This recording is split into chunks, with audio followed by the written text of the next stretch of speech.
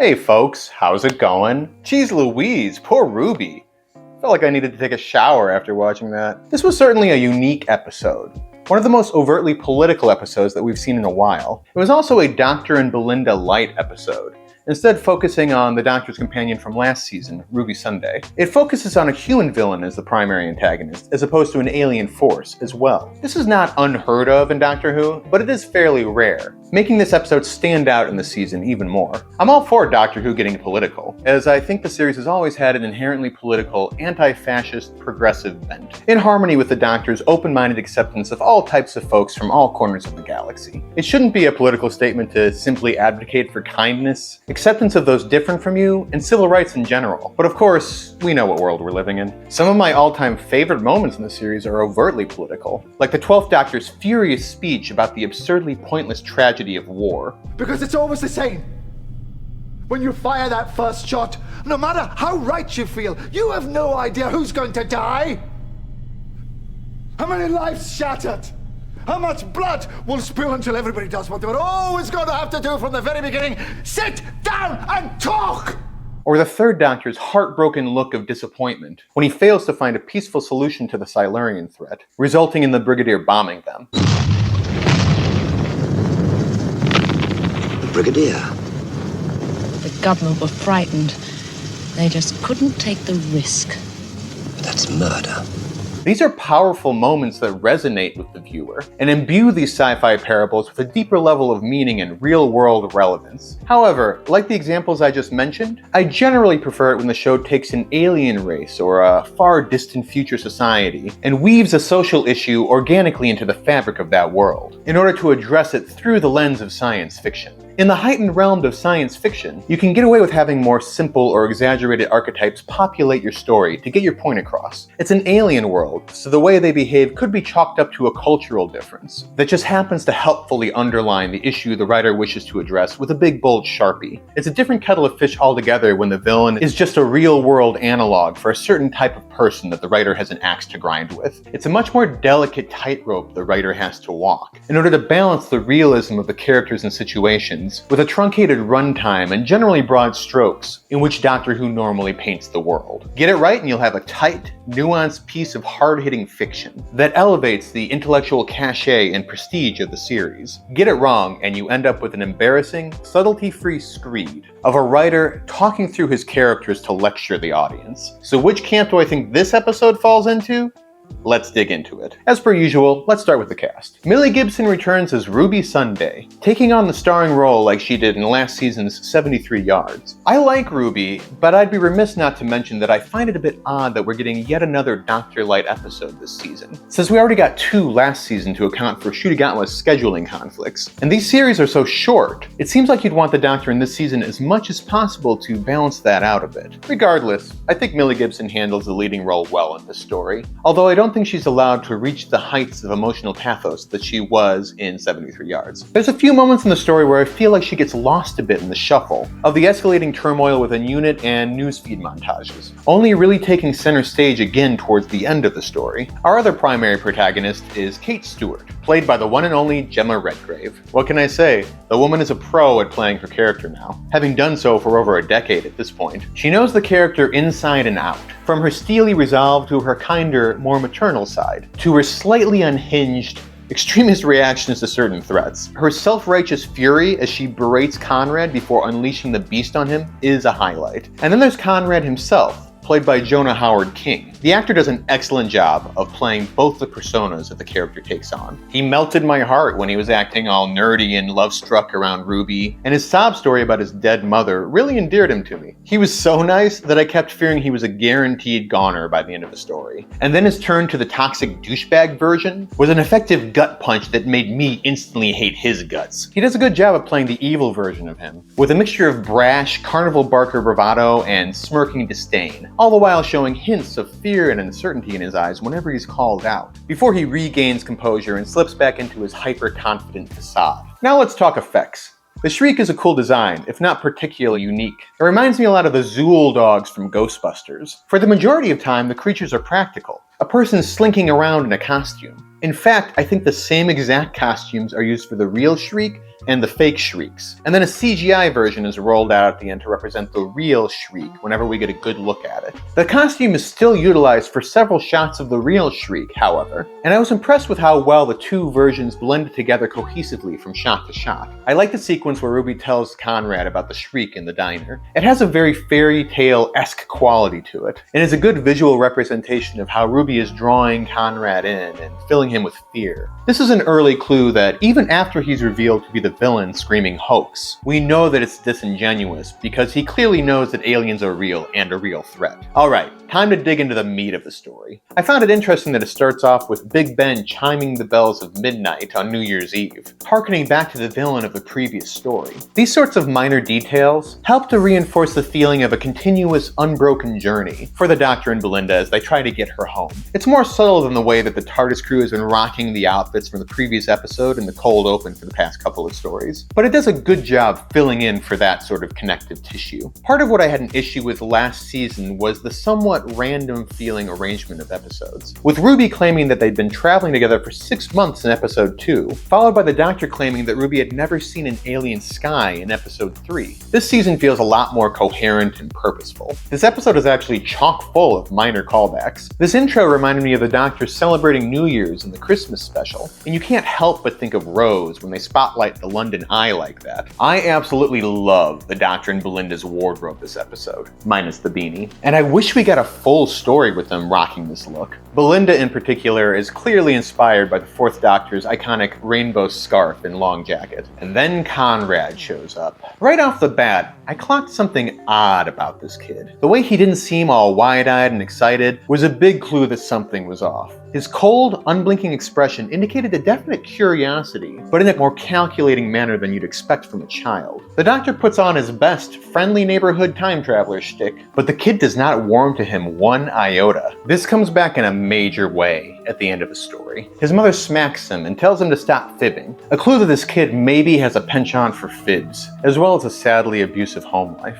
We flash forward to the modern day, narrated by now podcaster adult Conrad. Any doubts about the creepy kid Conrad are swept away by the friendly, affable persona that adult Conrad puts on here. When he goes to explore the empty shopping mall, I hope nothing bad would happen to him. This episode seems to be attempting to misdirect the audience as much as possible, even to the point of using callback imagery from past episodes to use Doctor Who fans' knowledge against them. When Conrad enters the mall, he discovers a burned lock, which immediately made me think of this moment from John Pertwee's very first story, Spearhead from Space. Once Conrad entered the mall, my suspicions were double confirmed, as the room was revealed to be populated by creepy mannequins. Was Conrad about to encounter the Autons? But no. The creature's roar and the green toothpaste left on Conrad's neck quickly disproved this theory. The constant presenting of evidence, followed by a pivot to a surprise explanation, is an effective method to keep the audience off balance. When we're constantly being given misleading clues, it makes it especially hard to pinpoint what we should be focusing on, thus making the twist hit that much harder when it's finally revealed. We get a brief bit of banter between the Doctor and Ruby, and it's striking to hear how differently the Doctor talks to Ruby compared to Belinda. There's a bit more familiarity there, but also more of a paternal flavor, like the Doctor is Ruby's guardian, rather than just her friend. This makes sense, and contrasts nicely with the Doctor's more adult, peer-like relationship he has with the older, more mature Belinda. Conrad overhears the Doctor and Ruby discussing the Shriek's hunting behavior, where it marks their prey, and all I could think in this moment is that Conrad better get his ass in gear and catch up to the Doctor and Ruby so he can grab that antidote before they leave. But no. Instead, he lurks in the shadows and takes a picture of Ruby, which he then posts to the internet. This is not overtly shady behavior, given the unusual circumstances, but it still felt a bit odd, like he was being sneaky for no reason. In retrospect, of course, it makes perfect sense. He doesn't want to become friends with these people. He wants to lure them in and exploit them, and this alien pheromone thing might just be his ticket. We then catch up to the present day, where we see that Conrad is interviewing Ruby herself on his podcast. Their exchange is incredibly charming and cute. His excitement over aliens and spilling of the coffee only making him more likable. He plays Ruby like a fiddle, even sneaking in an accidental sex joke about having a quickie before clarifying that he means coffee. He knew exactly what he was doing there.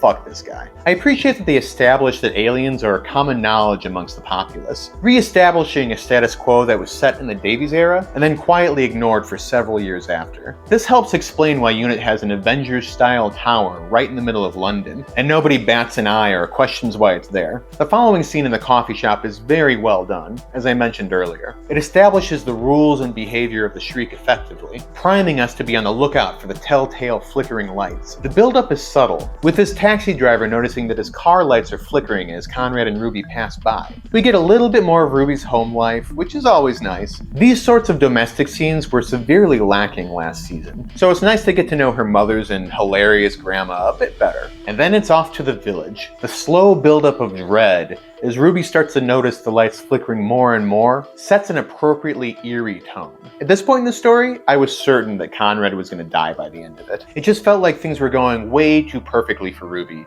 and I was waiting for the other shoe to drop. Ruby calls UNIT hoping for Mel and gets Kate Stewart on the phone. It's cool to see that Kate and Ruby have begun to develop a relationship as well, and Kate treats Ruby with an admirable level of compassion, taking her concerns seriously and relating with her about the fallout of living such an intense, alien-battling life. Apparently, Kate and Ibrahim are an item now. Aside from an what am I doing? Ooh. Aside from an aside from an Oh, you on your own? Yeah. Light tonight.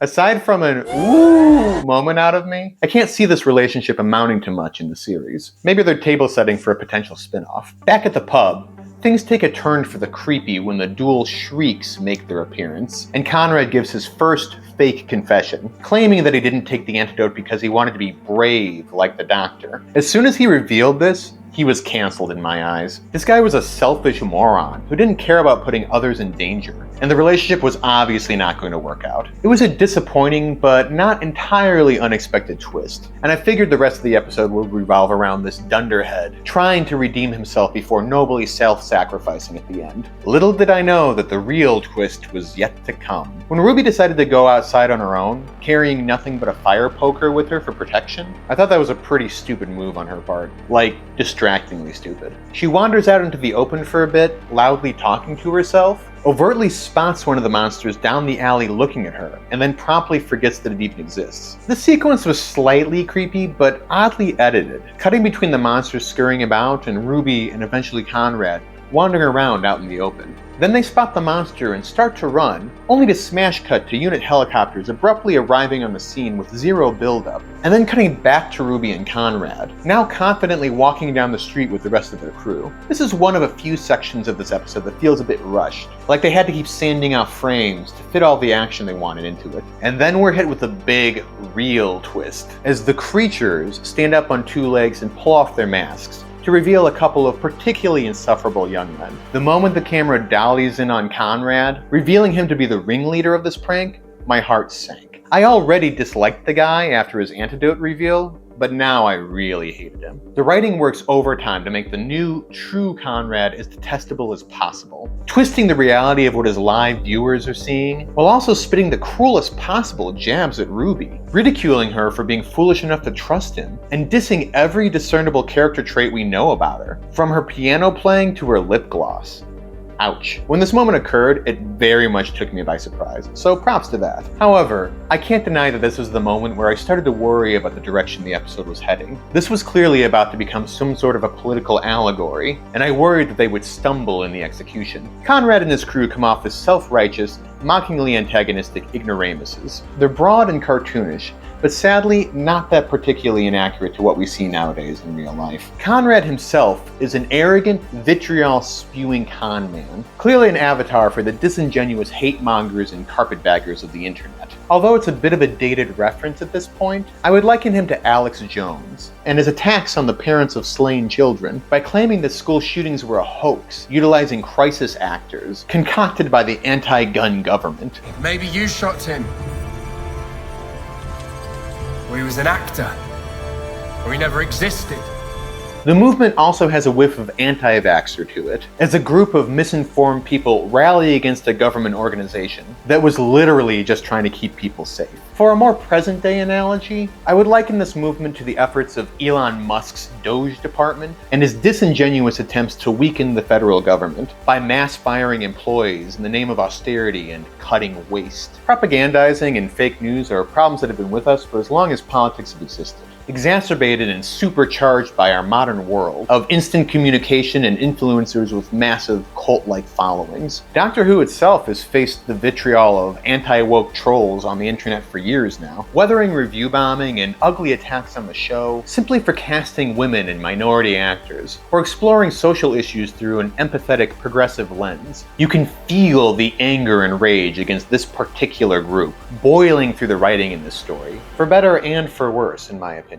Ultimately, I agree with the writer's stance on this issue, but I feel like the analogy to express this problem is a bit muddled and heavy-handed at times. While it makes sense on paper to pit the fake news-spewing villain against our heroes, what better target than the most prominent, government-affiliated branch of the good guy side, UNIT? In practice, it just feels a little bit odd that it's civilian protesters versus a secretive militant government agency. The constant refrain of "we're keeping you safe" sounds a little too eerily similar to the rhetoric that oppressive governments have used to justify unconscionable military actions or the suppression of their people. I get that's the entire point of this episode, that shock jocks like Conrad can whip up the populace into an angry mob, and then weaponize that mob to attack organizations that are actually helpful. But the optics and rhetoric still feels a bit off, implying that protesters instigate violent confrontations with armed officers in order to play victim is a dangerous game, even within the context that the story presents. The pacing also feels a bit too tight in this episode. A lot of events happen in a very short frame of time, escalating abruptly in the second half, after the first half took its time to build up the tension, in order to convince us that this was a slow burn, base under siege story, rather than a high-stakes political thriller. It feels like Conrad pulls his shriek stunt, immediately becomes a massively popular influencer, and turns the public and Parliament against UNIT in the span of time it takes Ruby to ride from her home to UNIT HQ. Because this happens so quickly, it feels like we missed a beat or two by the time Conrad has infiltrated the HQ and Kate Stewart is on her last shred of patience. And while I did praise the actor for successfully pulling off the bait and switch from his sweet self to his horrible self, the character of Conrad himself does at times come off like a straw man for the writer Pete McType to throw mud at. He and his followers, such as the Fox News-esque cheerleader Trinity Wells, feel like overly aggressive caricatures of the types of folks they're meant to portray. And I can feel the hand of the writer pushing me to hate this guy, more than the story completely organically unveiling the flaws of a fully fleshed out person. Don't get me wrong, there are plenty of talking heads out there who behave just as cartoonishly as these folks, but their lack of depth in real life can at times translate to a weirdly unrealistic character in a fictional narrative. I also have to take issue with Conrad's final big plan, which doesn't seem to make a whole lot of sense. I understand that the writer wanted to orchestrate a final confrontation with Conrad, but the method used to get them into the same room together seems wildly implausible and insanely risky. I just can't imagine how Conrad thinks he can spin an armed invasion into UNIT headquarters, in which he shot a man, into a positive story for him. Yes, I know he's recording and vocally describing his distorted version of events, but he's also giving his enemies a platform and sympathy to easily rebuff his lame monologues. Grabbing a gun and pointing it at the soldiers completely undermines his innocent protester narrative that he's trying to maintain. Regardless, Conrad does infiltrate UNIT HQ with the help of an inside man. It's revealed that this inside man has been living off of a diet of conspiracy theory, red pill message boards for a while now, which begs the question of how this information slipped past UNIT's screening. It also begs the question of why is this guy helping Conrad, since he clearly works at UNIT and must therefore know that aliens are real. Is he also just a cynically disingenuous jerk like Conrad, capitalizing on something he knows to be untrue? We aren't given enough information to understand his rationale, and it confuses the episode a bit. Come to think of it, there are a few things that feel a bit muddy. If Conrad has always believed that the aliens are real, but just decided he'd rather exploit people's beliefs in them, then shouldn't he have taken the antidote, knowing that what Ruby was telling him was true? When the Shriek hunts Conrad in the end, I couldn't stop asking that question in my head. So in the end, Kate loses her shit. and does something the Doctor would have never allowed her to do. I like this moment because you can really feel the rage between every word that Kate spits at this creep. And the prospect of an untethered Kate Stewart is pretty exciting. Will she pull a Brigadier, blasting her enemies to hell? Yeah. Kinda. Kate unleashes the conveniently relocated Shriek from its cage and allows it to hunt Conrad in order to prove to him and his viewers that aliens are in fact real. While I doubt this would work in real life, since people would continue to claim that the monster in the video is just a guy in a costume, it works within the context of this heightened fictional narrative. After how badly he hurt Ruby, it's definitely cathartic to see this prick legitimately terrified by the monster he's been claiming all episodes doesn't exist. I was surprised that Kate didn't have a solid plan on how to neutralize the monster so it wouldn't actually kill Conrad. In the end, it's up to Shirley and Ruby to produce a taser and take the monster out. Kate really did lose it here. After Conrad begs for his life on live broadcast, only to be saved by Ruby, he pulls the exact same stunt he's been pulling all episode, and gets a much-deserved final comeuppance in the form of a gnawed arm, stitched back together with clearly advanced alien tech. A constant reminder till the end of his days that he's full of shit. In the end, public opinion is reverted back to positive for Unit, thanks to an insanely dangerous stunt and a light show courtesy of Ruby's taser. The public celebrates Hot Taser Lady because nothing brings the populace together like some good old-fashioned violent spectacle. This part is depressingly realistic. Kate is informed that Geneva is pissed, and she's probably in trouble for taking things too far. I wonder how much that will affect the plot, moving into the finale in a few weeks. And then the Doctor returns to give Conrad a final talking to, and the episode gains one of its best scenes. The Doctor is friendly for a brief moment, before turning off the charm and replacing it with a darker, more menacing posture. This is the Doctor I've been longing to see more of out of Shurigawa. The angrier, world-weary version,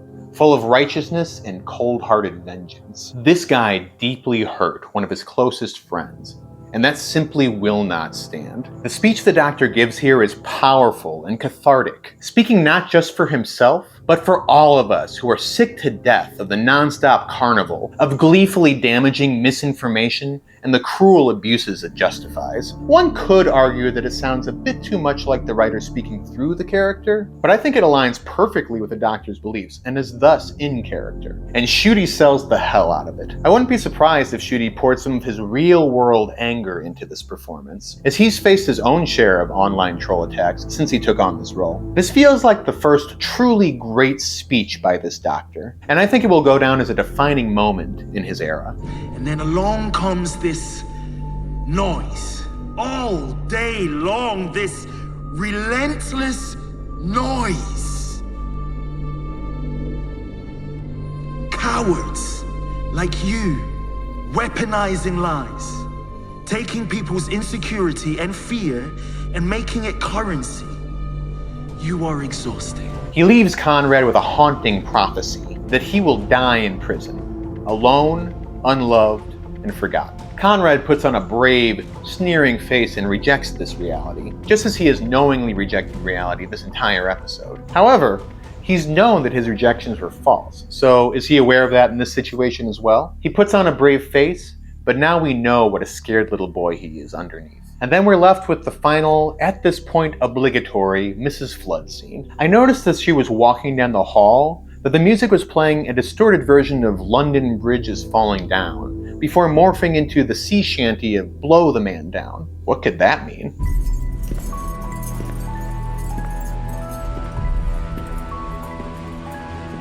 She calls herself the Governor, although I'm fairly certain that she's just referring to herself as the Governor who pardons people from prison sentences, not her official villain title or whatever. And then she unlocks the cell for Conrad, apparently undermining the Doctor's fortune-telling of Conrad's future. Let's just hope that Mrs. Flood's time meddling leads to an even worse fate for this scumbag. Overall, I thought this was a decent, but far from perfect episode. It had a nicely paced first half, slowly building up the character of Conrad, his relationship with Ruby, and the fake-out horror story. The second half feels a bit less successful, as it rushes to fit the rise and fall of Conrad's fake news empire and Unit's troubles into the runtime. Millie Gibson did well with what she was given in this story, but I felt like she did fade into the background with the rest of the Unit crew for stretches. It felt like Kate Stewart really took center stage in the second half. It doesn't ruin the story, but it does make Ruby feel a bit underutilized and passive for a big chunk of the runtime. She feels like she's used by Conrad and the writer to pull off the big twist, and then set off to the side to cry until she's allowed to get the final hit in with the taser. The political angle was interesting and did make some good points, but it also felt a bit muddled and on the nose, settling for overly simplified caricatures and illogical actions on the part of the villain in order to get the pieces in place for the final showdown. But it also features a pretty fun finale, featuring the guy we've grown to hate getting his just desserts, and ends on a blistering tongue lashing from the Doctor himself, in a speech that will undoubtedly go down as a powerful moment in Doctor Who history. I give Lucky Day a B-.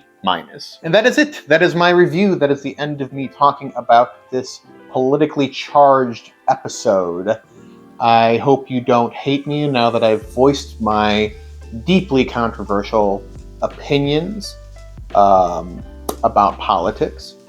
And if you do hate me, oh well.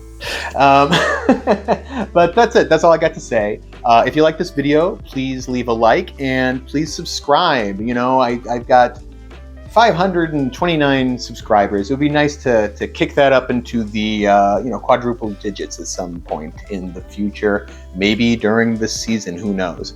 So please subscribe if you like this video, and tune in again next time, because I am doing a review for every episode of this season. Next week, it looks like it's going to be kind of cool. We're going to Africa, and there's an interesting spider creature that looks like it could be fun. But yeah, that's all I've got to say. So until next time, Kay, signing out.